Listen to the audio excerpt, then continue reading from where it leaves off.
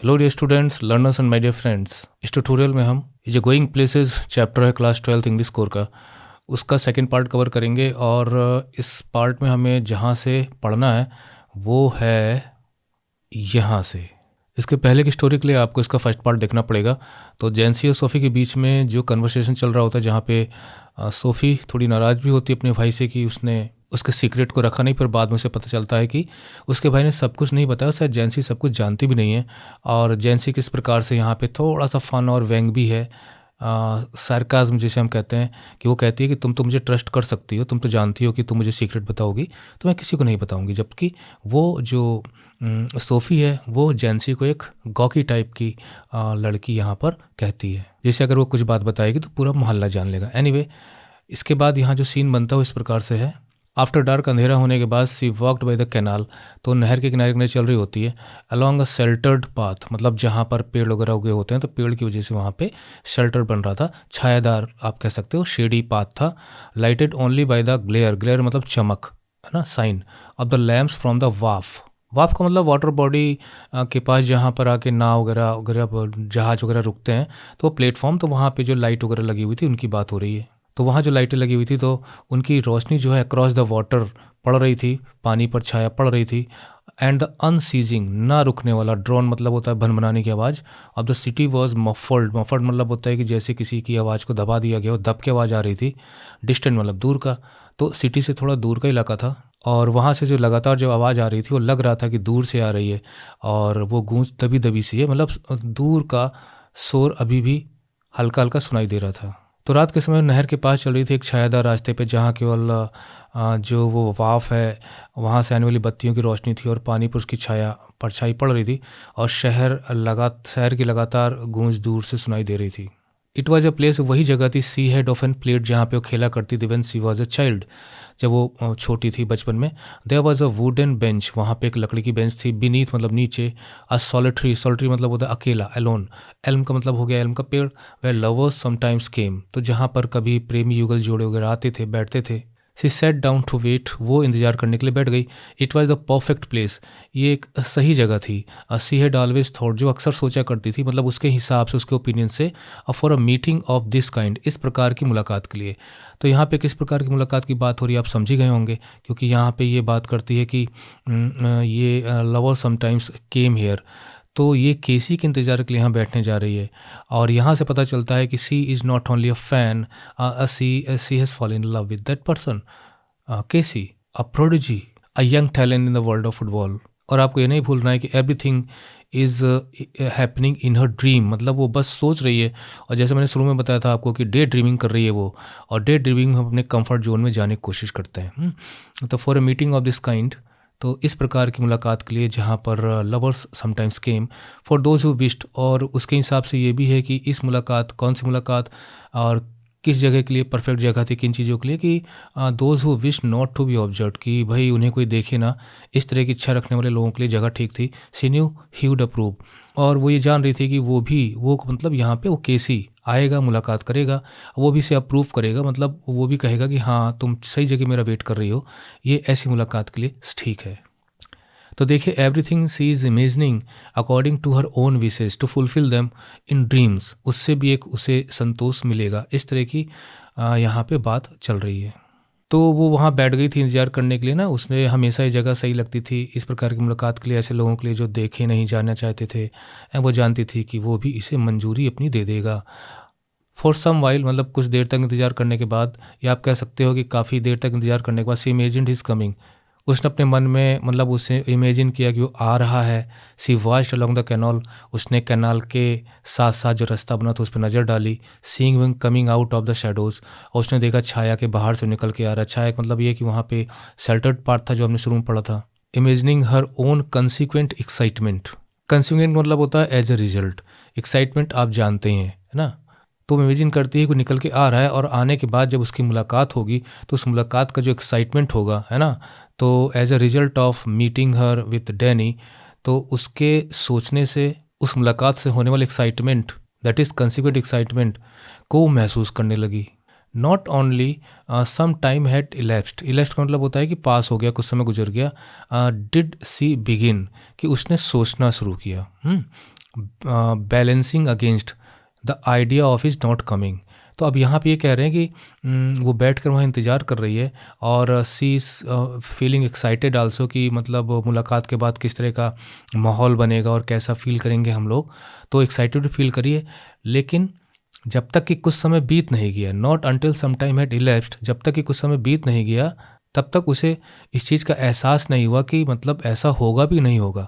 तो वही चीज़ यहाँ लिखी गई है कि जब तक कुछ समय बीत नहीं गया, मतलब कुछ समय बीतने के बाद ही सी बिगिन, मतलब वो शुरू करती है बैलेंसिंग अगेंस्ट। तो यहाँ पे जो बैलेंस की बात हो रही है, वो बात हो रही है जो रियलिटी है कि वास्तव में क्या चीज़ें हैं, और जो उसकी जो ड्रीमिंग चल रही है, जो उसकी इमेजिनेशन वाली जो बातें चल रही हैं, तो वो अपनी इमेजिनेशन और ड्रीम और जो रियल सिचुएशन जो वास्तव में है उसके बीच में संतुलन स्थापित करने की कोशिश कर रही है। मतलब अब वो सोच रही है कि जो मैं सोच रही हूँ, जो मैं इमेजिन कर रही हूँ, क्या ऐसा सच में हो सकता है कि नहीं है। मैं उसके आने का इंतज़ार कर रही हूँ। ये जो मेरा आइडिया है, अब उस पर उसको डाउट होना शुरू हो गया। अब वो रियलिटी और इमेजिनेशन बीच में बैलेंस बना रही है, और उसके बाद फिर वो अपने आप से ही मतलब कह रही है, सोच रही है, मैं यहाँ बैठी हूँ। सी सेड टू हरसेल्फ, उसने अपने आप से कहा, wishing Danny would come, wishing he would come. इसको यहाँ दोबारा रिपीट करने का मतलब ये है कि मैं कितनी मेरी इच्छा है, I am longing a great desire, a great wish कि वो आएगा, and sensing the time passing, और साथ ही साथ टाइम भी गुजरता चला जा रहा है। मतलब उसके आने की भी मैं इंतज़ार कर रही हूँ और टाइम भी पास होता चला जा रहा है। तब उसे मतलब लगता है भाई रात का समय था, टाइम पास हो रहा है। I feel the pangs of doubt. यहाँ पे पैंग्स ऑफ डाउट का मतलब ये हो गया कि, और यहाँ स्टरिंग वर्ड भी दिया गया है ना। पैंग्स का मतलब है कि मतलब स्ट्रॉन्ग फीलिंग्स, या आप कह सकते हो सडन स्ट्रॉन्ग फीलिंग्स। ये सारी चीज़ें इमोशन से रिलेटेड हैं। और स्टरिंग का मतलब यहाँ पे हो गया कि कुछ हलचल, हिलना डुलना, मूवमेंट। तो उसके मन में डाउट की, शक की लहरें, इमोशंस उठने लगी। कुछ मन में हलचल डाउट की होने लगी। तो वो अपने आप से ही कह रही है कि मुझे अंदर ही अंदर अब डाउट हो रहा है, मेरे अंदर इमोशन, मेरे अंदर वो डाउट वाली फीलिंग्स उठ रही हैं। आई वॉच फॉर हिम, मैं उसका इंतजार कर रही हूँ, but still there is no sign of him, क्योंकि उसका तो कोई यहाँ नामो निशान नहीं है। आई रिमेंबर, मुझे याद है, जॉब सेइंग, जॉब को ये कहते हुए मुझे याद है, जॉब ने कहा था यू नेवर कम, वो नहीं आएगा। And how none of them believed, और उनमें से भी किसी ने बिलीव नहीं किया था मुझ पर कि जब मैंने उन्हें बताया था। अब यहाँ पे नन ऑफ देम का मतलब ये है कि जब वो केसी की बातें करती थी वो वाली बात, और चूँकि मिलने की बात तो उसने सिर्फ बताया था जब से। तो अब वो सारी चीज़ें उसके ऊपर उठ रही हैं कि मैं बैठे इंतज़ार कर रही हूँ, वो तो शायद नहीं आएगा, और अब क्या होगा। और लोग भी कह रहे थे कि वो मुझ पे विश्वास नहीं कर रहे थे। तो अब वो चीज़ें उसको परेशान कर रही। आई wonder what will I do, अब मैं ये सोच के परेशान हूँ कि मैं क्या करूँगी। What can I tell them, मैं क्या बताऊँगी उनसे। Now if he doesn't come, अगर वो नहीं आता है तो, आ गया तो फिर बल्ले बल्ले है, but we know how it was. अब उसके बाद फिर देखिए अपने आप को दिलासा देने की कोशिश कर रही है, सांत्वना देने की कोशिश कर रही है, कंसोल कर रही है अपने आप को। बट वी नो, लेकिन हम तो जानते हैं ना हाउ इट वाज, कि सब कुछ चीज़ें कैसी हैं हमारे बीच में, डैनी एंड मी, मेरे बीच में, मतलब हम लोगों के बीच में क्या रिलेशनशिप है, कैसा हम दोनों महसूस करते हैं। कम से कम ये तो हम और दोनों जानते हैं, Danny and me, that is the main thing. और यही मेन थिंग है, मतलब दुनिया क्या सोचती क्या नहीं सोचती हमें कोई फ़र्क नहीं। और आगे कहते भी है, how can you help what people choose to believe. अब लोग किसी पे विश्वास करना पसंद करते हैं, उनकी पसंद अपनी अपनी है, मैं क्या कर सकती हूँ उसमें।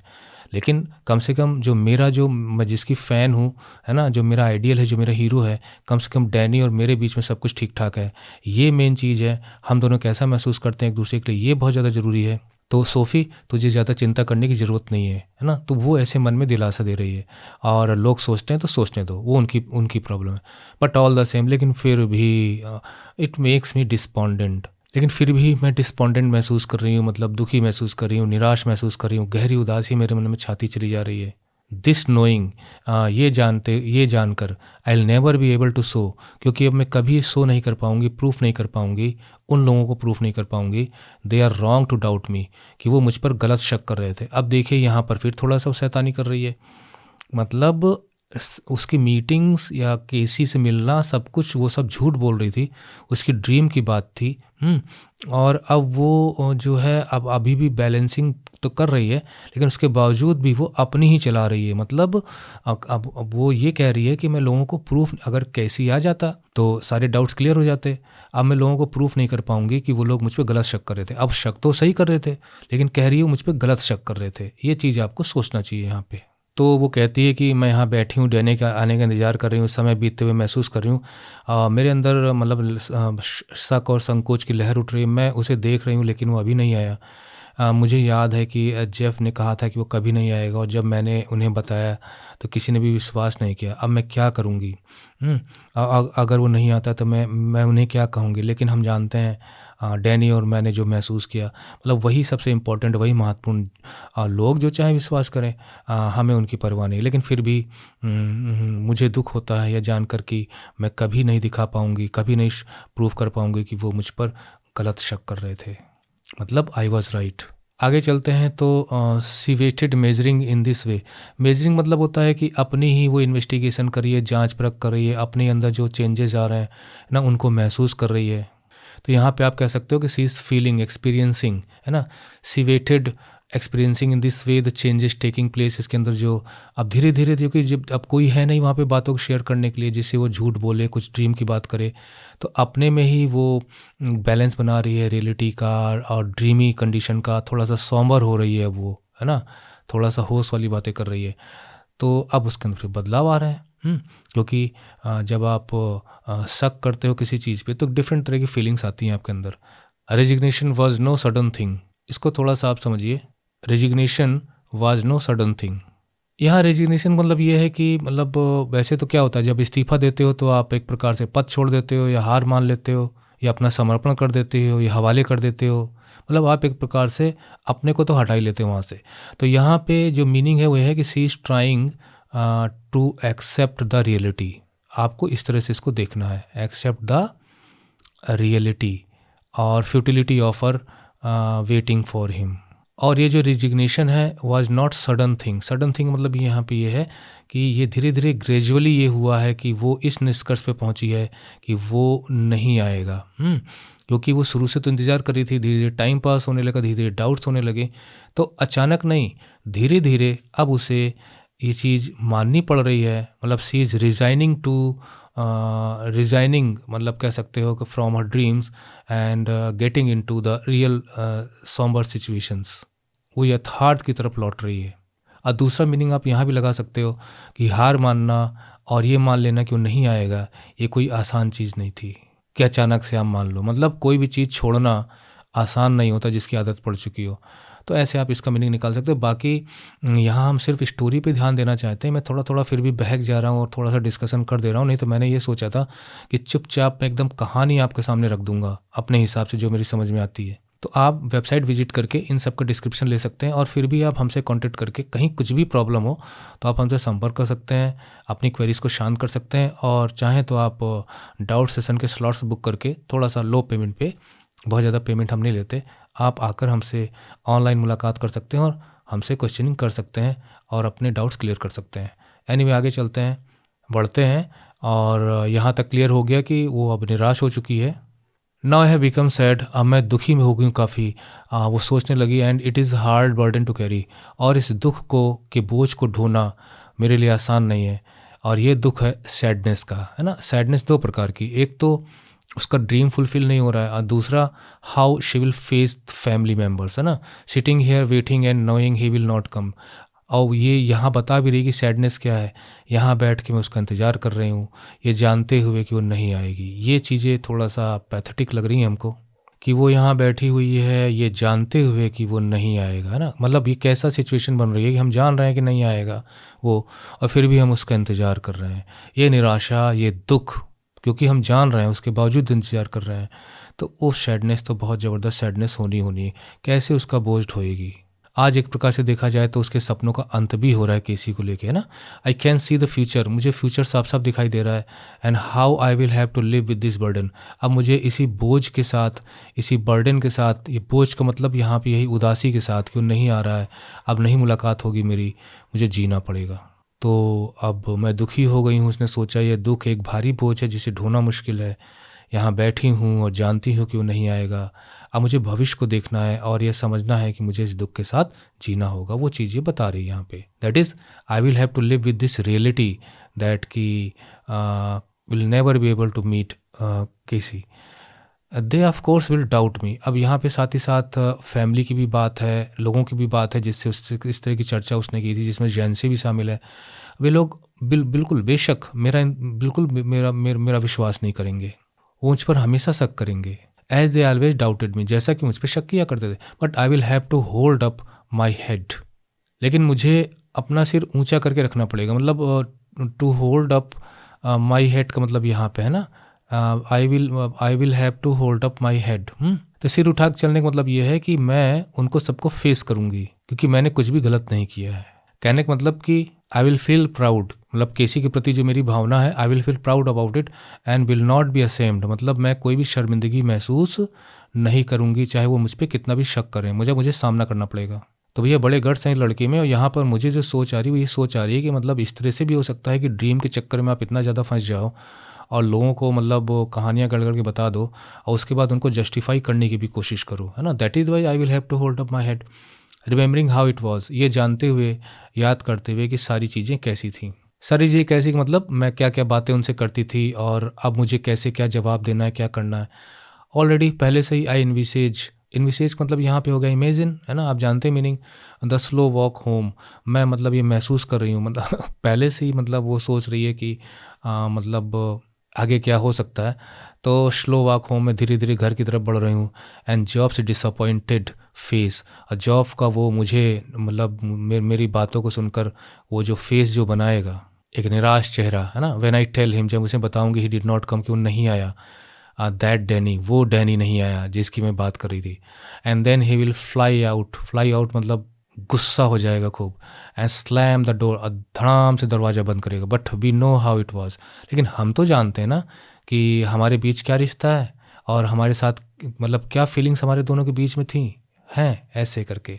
वी मतलब यहाँ पे डैनी एंड सोफ़ी। तो यहाँ तो भाई दाद देनी पड़ेगी इस लड़की की। मतलब अब मतलब जब उसने चीज़ों को डैनी के साथ वो जो कुछ भी सोच सकती है और साथ में मी यानी खुद को शामिल कर लिया, तो तीसरा कोई है ही नहीं शक करने वाला। डैनी भी नहीं उसके सामने। तो अब जैसा वो चाहेगी वैसे वो फेस करेगी। तो ख्यालों में अपने हीरो की वर्शिप ज़बरदस्त करती रहूँगी, प्यार करती रहूँगी, उससे मेरा लगाव हमेशा बना रहेगा। तो वही चीज़ें वो यहाँ कहती है कि ये मेरे और डैनी के बीच में तो सब कुछ ठीक है। इट इज़ हार्ड थिंग, सच में बहुत मुश्किल है। दिस सैडनेस, ये उदासी। अब देखिए यहाँ पे आपने गौर नहीं किया, यहाँ पे वो कहती है कि मैं जान रही हूँ कि वो नहीं आएगा, अब मुझे इस दुख के साथ जीना पड़ेगा। लेकिन फिर वो कहती है कि I will hold up my head. और इधर भी वो कहती है कि वो नहीं आएगा और मैं कैसे उन लोगों का सामना करूंगी ना, कि I wonder what will I do, what I can tell them now if he doesn't come. और साथ में फिर ये कहती है कि लेकिन कोई बात नहीं, दुनिया जो सोचती है सोचने दो, हमारे लोगों के बीच में जो मेन थिंग है वो डैनी एंड मी है। तो इस तरह से अपने मन को मना रही है। यहाँ अगर वो गुस्सा होता है, गुस्से में दरवाज़ा पटक के बंद करता है, कोई फ़र्क नहीं। मतलब हम और डैनी के बीच में तो सब कुछ ठीक ठाक है, दुनिया नाराज़ होती हो, इट इज़ हार्ड थिंग। लेकिन फिर साथ में फिर रियलिटी की तरफ लौटती है, कहती है उफ़, लेकिन सच में उदास हो गया है मन। ये उदासी कितना मुश्किल होता है इसको कैरी करना।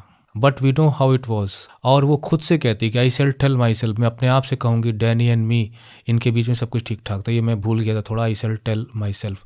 तो वो ये कह रही है कि जब इस तरह से लोग पेश आएंगे तो मैं अपने आप से कहूँगी कोई बात नहीं, दुनिया एक तरफ, लेकिन दुनिया बिगड़ी बिगड़ी सी हो, लेकिन डैनी और मेरे बीच तो सब कुछ ठीक ठाक है ना। सी क्लाइम द क्रम्बलिंग स्टेप्स, उसके बाद वो चढ़ती हुई, क्रम्बलिंग मतलब होता है टूटना, दरकना, बिखरना, है ना।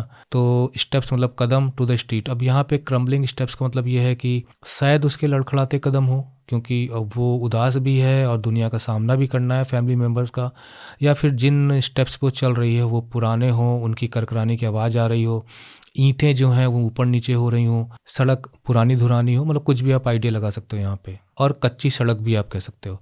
आउटसाइड द पब के बाहर सी पास्ड हर फादर्स बाइसिकल। तो पास्ड हर मतलब वो गुजरती है अपने पिताजी की बाइसिकल के बगल से। प्रॉप्ड, प्रॉप का मतलब होता है कि जब किसी का सहारा आप लेते हो, अगेंस्ट द वॉल। तो उस साइकिल जो है वो वॉल के सहारे मतलब वहाँ पे टिकी हुई थी, रखी गई थी। वॉज ग्लैड, तो वो थोड़ा सा खुश हुई, थोड़ा सा हैप्पी उसने मूड उसका फील हुआ। He would not be there when she got him, कम से कम जब वो घर के अंदर जाएगी तो वो तो वहाँ नहीं होगा ना। अब यहाँ पे दो संभावनाएं बन रही हैं। एक तो ये है कि जिस दिन मैच था उसके बाद की ये घटना है, या उसके बाद की घटना तो नहीं लगती क्योंकि जैनसी से वो बातचीत वगैरह करती है, सब कुछ करती है। तो इसका मतलब ये है कि पब जो है उसके पिताजी अक्सर जाया करते थे। तो वो ये हो सकता है यहाँ पे, तो उस दिन भी पब के बाहर वो हों। Excuse me, but aren't you Danny Casey? माफ़ करना, आप डैनी केसी तो नहीं? ओहो, फिर इसकी डे ड्रीमिंग शुरू हो गई। पीछा ही नहीं छूट रहा है, कैसे छूटेगा, है ना। दुनिया उसकी डैनी केसी बन गया था और पूरा उसने रायता फैला दिया था, जिसे कहते हैं काम चलाओ भाषा में, है ना। पूरा मेस क्रिएट कर दिया था सबके बीच में। अब उसको फिर घूम घूम के फिर उसी चक्कर में फंस रही है। Coming through the arcade she pictured him, तो जब वो गुजर रही थी तो आर्केड के बीच से भी गुजरती है। वो आर्केड मैंने बताया जो मार्केट होती है, मार्केट के ऊपर का जो कवरिंग होती है, फिर उस अंदर जो रास्ता होता है, तो फिर वो पिक्चर करती है, मतलब मन में विजुलाइज करती है। रॉयस वाली जो दुकान पड़ती है उसके बगल से जब गुजर रही होती है। ही टर्न्स रेडनिंग स्लाइटली, तो मुड़ता है थोड़ा सा शर्माते हुए। यस दैट इज़ राइट, हाँ बिल्कुल मैं हूँ। I watch you every week, मैं तो आपको हर हफ्ते देखती हूँ। With my dad and my brothers, अपने मतलब पापा के साथ, अपने भाइयों के साथ। We think you are great, हम सब आपको बहुत ही महान खिलाड़ी मानते हैं। मीन्स कि हम आपके फ़ैन हैं और आपको हम बहुत ही अच्छा मानते हैं खिलाड़ी। ओह वेल नाउ, ओह तो ये बात है, दैट इज़ वेरी नाइस, ये तो बहुत अच्छा है, बहुत बढ़िया बात है। आई वंडर, मैं सोच रही थी कि would you mind signing an autograph, क्या आप ऑटोग्राफ देंगे हमें? His eyes are on the same level as your own, उसकी आंखें ठीक आपके लेवल पे हैं। अब यहाँ पे आप लेवल का मतलब ये होता है कि भाई दोनों की हाइट सेम हो सकती है, या दोनों की आंखें मिली हुई हैं, या जैसी हमारी आंखें हैं वैसे उसकी आंखें हैं। His nose is freckled and turns upwards, तो उसकी नाक जो है, नाक थोड़ी फ्रेकल्ड है। फ्रेकल्ड का मतलब हो गया कुछ स्पॉट्स उसकी नाक पे थोड़ा ब्राउन टाइप के। अब वो सब कुछ सोच ही रही है अपनी तरफ से। या भाई उन्होंने जो देखा ही होगा उसके टीवी पे ना, इंटरव्यू का एक जिक्र है, तो थोड़ा ब्राउनिश स्पॉट उसकी नाक पर है। और आप ये भी कह सकते हैं कि थोड़ी बहुत चिपटी सी, एंड टर्न्स अपवर्ड्स, थोड़ी सी ऊपर उठी हुई है, स्लाइटली हल्का सा। एंड व्हेन ही स्माइल्स, जब वो मुस्कुराता है, ही डज सो साइली, थोड़ा सा शर्माता है। एक्सपोजिंग टीथ, और उसके दांत दिखाई देते हैं। विद गैप्स बिटवीन देम, उनके बीच में गैप है। अब ये हम ड्रीम भी कह सकते हैं, या टीवी अगर अब देखा हो तो उन्होंने बातचीत करते वक्त तो वो चीज़ें हैं। तो वो शर्मीली मुस्कान देता है तो उसके दांत दिखाई देते हैं। हिज आइज आर ग्रीन, आँखें हरी हैं। When he looks straight at you, और जब वो तुम्हें सीधा देखता है, दे सीम टू सिमर, तो वो आंखें चमक उठती हैं, उन आंखों में एक झिलमिलाहट होती है। दे सीम जेंटल, वो बहुत ही जेंटल लगती हैं। सज्जन मतलब इनोसेंस, मतलब आंखों में एकदम निर्दोषता है, जेंटलनेस है, किसी को नुकसान पहुंचाने का बिल्कुल भी भाव उनमें नहीं है, मतलब सॉफ्ट टच उन आंखों से मिलता है। ऑलमोस्ट अफ्रेड, यहाँ अफ्रेड मतलब डरना नहीं है, मतलब थोड़ी सी घबराहट उन आंखों में रहती है, कुछ हेजिटेशन।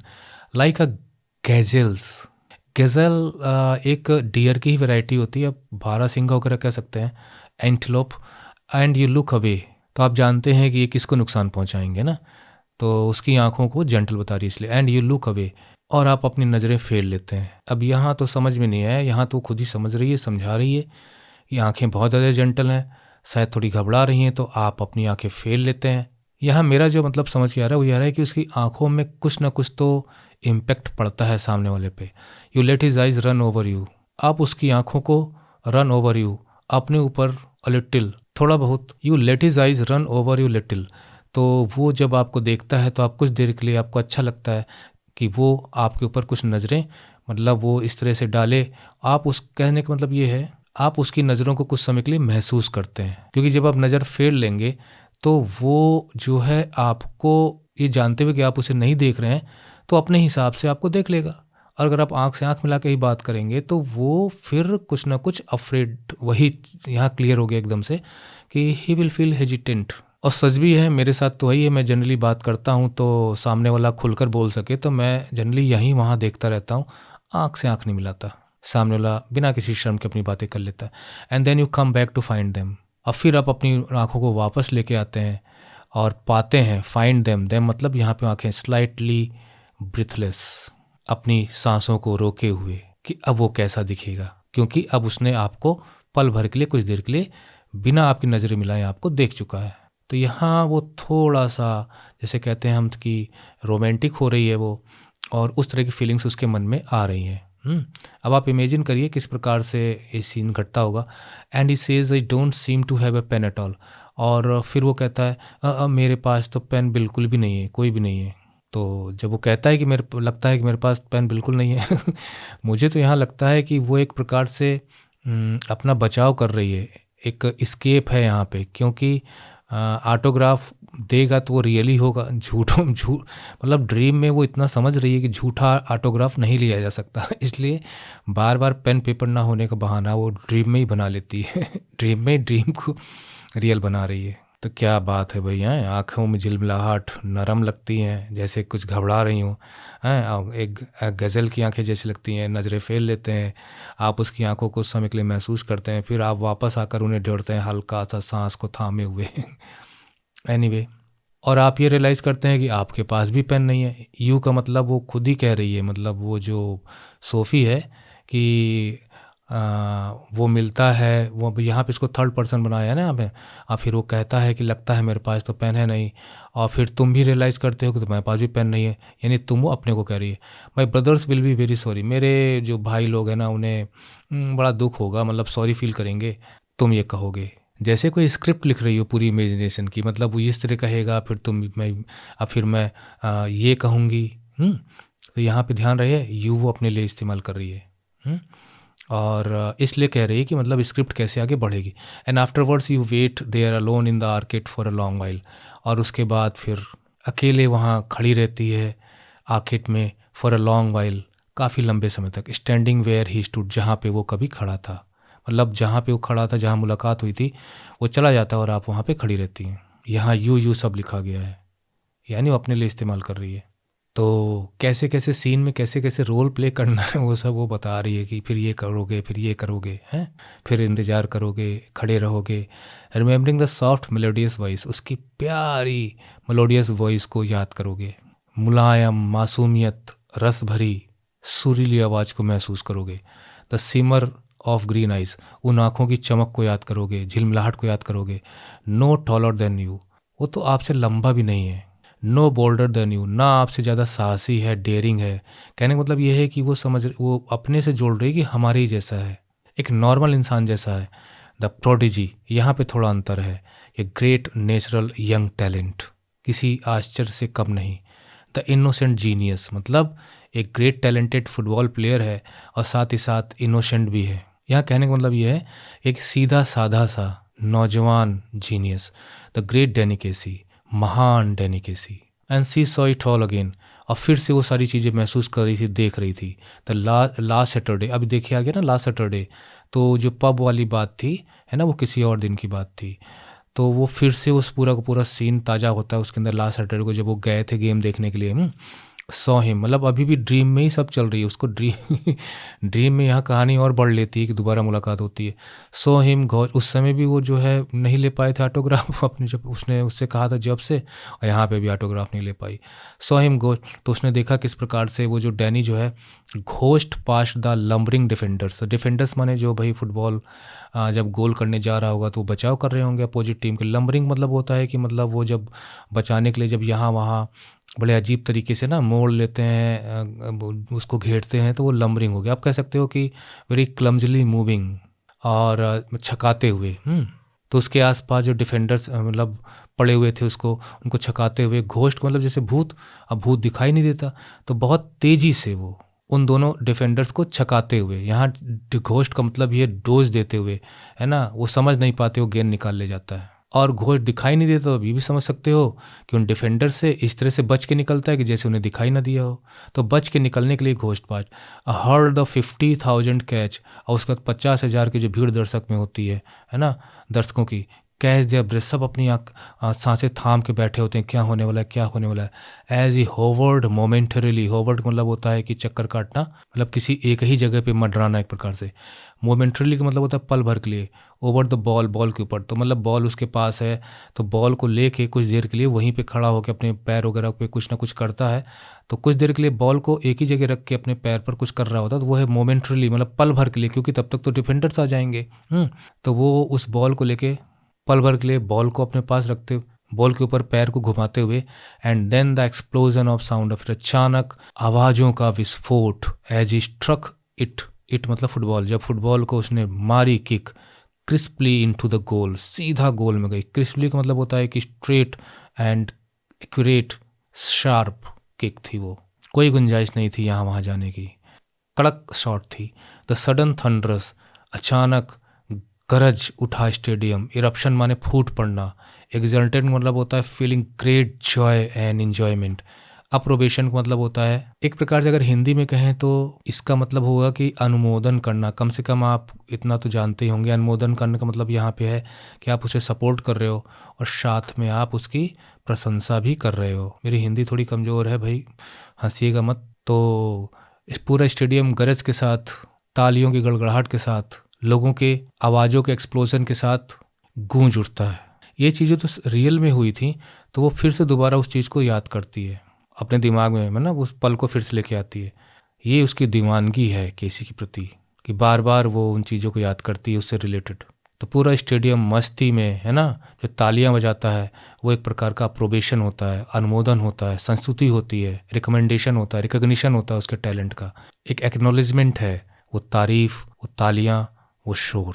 तो एक प्रकार से इसका जो एंड है वो सैड ही एंड है, लेकिन लड़की भी बड़ी जीवट की है हार नहीं मानती है और सपनों के अपने सुखी संसार में जीना पसंद करती है। ये एडोलसेंट फैंटेसाइजिंग इसका थीम भी है कि role models and heroes, sibling के डायनेमिक्स भी इसमें दिखाए गए हैं कि जेफ के साथ उसका क्या रिश्ता है ना। फादर एक अलग करेक्टर को रिप्रेजेंट करता है, माँ का करेक्टर कुछ अलग ही है जो कि बहुत ही कम उसमें बातचीत। तो ये सारी चीज़ें आपको वेबसाइट पे मिलेंगी और थीम सारी चीज़ें आपको मिल जाएंगी। ओके, मीनिंग्स इंग्लिश और हिंदी दोनों मिल जाएंगे। फिर भी कुछ प्रॉब्लम होती है, कुछ इशू होता है, तो आप हमसे जो है पेड क्लासेस के स्लॉट बुक कर सकते हैं। इन सब के आंसर्स मिल जाएंगे, अंदर के जो क्वेश्चन हैं इनके आंसर्स मिल जाएंगे, एवरीथिंग इज़ देयर। और फिर आप कुछ और चाहते हो तो हमसे बताइए, हम वो भी प्रोवाइड कर देंगे आपको। बोल्ड में नंबर कहीं से भी कम नहीं आने चाहिए। तो आप कैसा महसूस कर रहे हैं इस स्टोरी को सुनने के बाद, आप ज़रूर कमेंट बॉक्स में लिखिएगा। मैं ट्यूटोरियल खत्म करता हूँ, अगले किसी ट्यूटोरियल में फिर हमारी मुलाकात होगी। तब तक के लिए bye bye, study well and take care.